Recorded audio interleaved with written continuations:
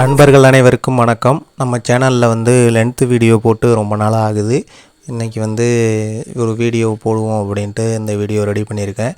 நம்ம வெள்ளை கலர் கோழிக்கு கண்ணை சுற்றி அம்மை வந்திருக்கு அப்படின்னு நம்ம ஏற்கனவே ஷார்ட்ஸ் போட்டிருக்கோம்.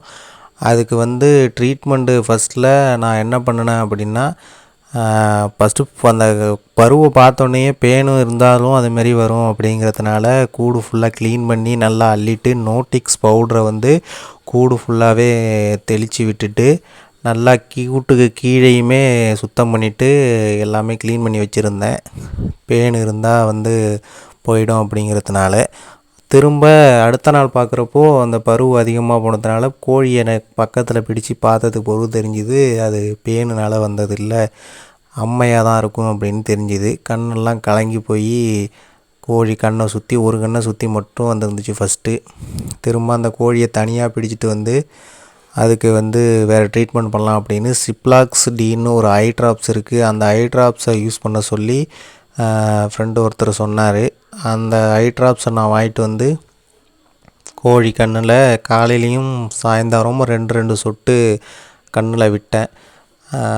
அது மாதிரி பண்ணினதுக்கு பிறகு நாட்டு முறையில் என்ன பண்ணலாம் அப்படின்னா, மஞ்சளை குழச்சி போடலான்னு ஃபஸ்ட் நாள் மஞ்சள் தூளை மட்டும் தண்ணியில் குழச்சி அந்த பருவு இருக்கிற இடத்துல எல்லாம் தடவி விட்டாச்சு. முதல் நாள் இது மாதிரி பண்ணிவிட்டு கோழியை கொண்டு போய் விட்டுட்டேன்.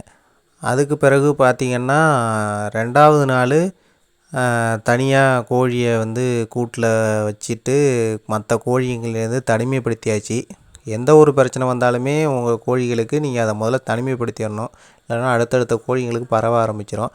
அதனால் நான் அந்த கோழியை தனிமைப்படுத்தி வச்சு அதில் டெட்ராசைக்ளின் பவுட்ரு ஒரு தண்ணி கம்மியாக எடுத்துகிட்டு, ஒரு கோழிங்கிறதுனால தண்ணி கம்மியாக தான் குடிக்கும், அதனால் ஒரு 1/4 லிட்டர் தண்ணியில் வைமரால் ஒரு 1/2 ml மிக்ஸ் பண்ணி தனியாக தீவனம் வச்சு தனி கூட்டில் அதை வச்சாச்சு. மற்ற கோழிகளோட நீங்கள் நோய் வந்த கோழியை சேர்க்கக்கூடாது என்றைக்குமே. அப்படி சேர்த்திங்கன்னா அடுத்த கோழிகளுக்கு பரவ ஆரம்பிச்சிடும். அதுமாரி நான் தனிமைப்படுத்தி வச்சுட்டேன். அதுக்கு பிறகு பார்த்திங்கன்னா அதுலேயுமே சரியாக கேட்கலை அந்த ட்ரீட்மெண்ட் பண்ணினது. திரும்ப என்னென்ன மெடிசன் வாங்கிட்டு வந்திருக்கேன்னு பாருங்கள். வைமரால், ஓஎஃப்எம்மு, கண் ஆயில்மெண்ட்டு, புரோட்டானு, அடுத்தது ரோஸ் வாட்ரு, அதுக்கடுத்து பொட்டாசியம் பர்மாங்கனேட்டு, அதுக்கு அடுத்தது அசித்ரால் அப்படிங்கிற டேப்லெட்டு, அதாவது அசித்ரோமைசின் டேப்லெட்டும் மெர்க்யூரின் டேப்லெட்டும் வாங்கிட்டு வந்திருக்கேன். இந்த மெத்தடில் தான் நான் அடுத்தது ட்ரீட்மெண்ட் பண்ணியிருக்கிறேன். இப்போ பார்த்திங்கன்னா நான் வாங்கிட்டு வந்திருக்கிற மருந்து எல்லாமே இப்போ நான் அந்த அம்மைக்கு நான் அந்த கோழிக்கு ட்ரீட்மெண்ட் பண்ண போகிறேன். அதுக்காக தான் ரோஸ் வாட்ரு பெஸ்ட்டு அப்படின்னு சொன்னாங்க, அம்மைக்கு கேட்கும் அப்படின்னு. அதனால் அதை நம்ம ஃபாலோ பண்ணி பார்ப்போன்னு ரோஸ் வாட்ரு வாங்கிட்டு வந்திருக்கேன். 30 ரூபா வருது அதோட விலை. அதுக்கு அடுத்தது கண் ஆயில்மெண்ட்டும் வாங்கிட்டு வந்திருக்கேன். இது எதுக்குன்னு பார்த்திங்கன்னா கண் மூடி போயிட்டு கோழிக்கு சுத்தமாக, அதனால் நம்ம கண் பிரச்சனை எதுவும் வராமல் இருக்கிறதுக்காக அந்த கண் ஆயில்மெண்ட்டு. அதுக்கடுத்து அசித்ரோமைசின் டேப்லெட் 150 mg வாங்கியிருக்கோம். அதேமாரி மெர்க்யூரின் 50 mg வாங்கியிருக்கோம். அசித்ரோமைசின் டேப்லெட்டை ஒரு பாதி டேப்லெட் எடுத்துக்கிட்டு, அடுத்தது மெர்க்யூரின் டேப்லெட்டில் ஒரு டேப்லெட் எடுத்துக்கிட்டு, ரெண்டையுமே பவுட்ரு பண்ணி கொஞ்சோண்டா தண்ணி எடுத்து அதில் அந்த உடைச்ச டேப்லெட்டை போட்டு அது கூட வைமரால் ஒரு 1/2 ml எடுத்து, அது கூட புரோட்டான் லிவர் டானிக், அந்த லிவர் டானிக்கு ஒரு 1.5 ml எடுத்து 3யுமே நல்லா மிக்ஸ் பண்ணியாச்சு.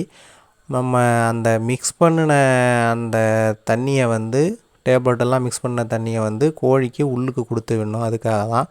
அதுக்கு அடுத்தது பார்த்திங்கன்னா பொட்டாசியம் பெர்மாங்கனேட், அதை கொஞ்சமாக தண்ணி எடுத்துகிட்டு ஒரு கொஞ்சமாக 2-3 கல் போட்டிங்கன்னாலே போதும். அந்த தண்ணி அப்படியே கலராக மாற ஆரம்பிச்சிடும். அந்த கல் அதில் கரைஞ்சி. இந்த தண்ணியை நம்ம என்ன பண்ணணும் அப்படின்னா, நம்ம அந்த கோழிக்கு அதை துடைக்கணும். அந்த தண்ணியை தொட்டுக்கிட்டு அந்த பரு வந்திருக்க இடத்துல, அம்மை வந்திருக்க இடத்துல. இந்த கோழியை பார்த்திங்கன்னா இப்போ தெரியும், முன்னாடி இருந்ததை விட இப்போ எந்த அளவுக்கு சிவியராக வந்துடுச்சு அப்படின்னு. நான் வேப்ப எண்ணெயும் மஞ்சளையும் தான் குழச்சி போட்டுக்கிட்டு இருந்தேன். ஆனால் அது சரியாக கேட்கலை. அந்த இது 4 நாளைக்கு போட்டுக்கிட்டு இருந்தேன், அது சரியாக கேட்கலை. அதுக்கு அடுத்தது தான் நம்ம இந்த மெத்தடை ஃபாலோ பண்ணணுன்னு இப்போ வாங்கிட்டு வந்திருக்கேன். நம்ம கோழியை இந்த பொட்டாசியம் பெர்மாங்கனேட்டு அந்த ஒரு துணியில் நனைச்சிக்கிட்டு புழிஞ்சிட்டு அந்த பருவு வந்திருக்க இடத்துல நல்லா தொடச்சி விடுங்க அழுத்தி.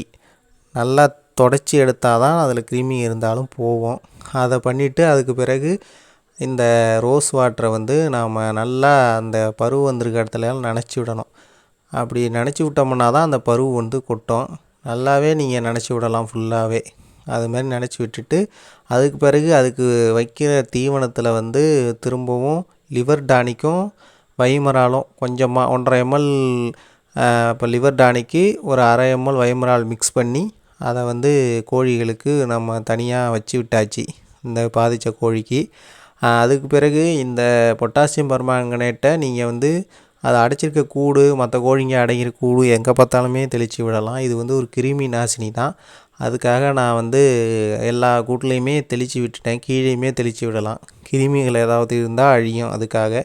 அதுக்கு பிறகு அந்த கோழி அதை வந்து தனியாக கூட்டில் எப்போவும் தனிமைப்படுத்தி வச்சுருக்க கூட்டில் அடைச்சிட்டு அதுக்கு தனியாக தீவனம், அந்த மருந்து மிக்ஸ் பண்ணின தீவனத்தை போட்டு விட்டுட்டு தண்ணியும் வச்சு விட்டேன்.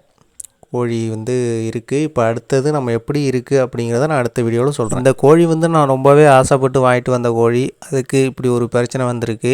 நம்ம இந்த ட்ரீட்மெண்ட் பண்ணியிருக்கோம். இதுமாரி தொடர்ச்சியாக 2-3 நாளைக்கு பண்ணி பார்த்துட்டு அது ரிசல்ட் எப்படி இருக்குங்கிறத நான் வந்து அடுத்த வீடியோவாக உங்களுக்கு சொல்கிறேன்.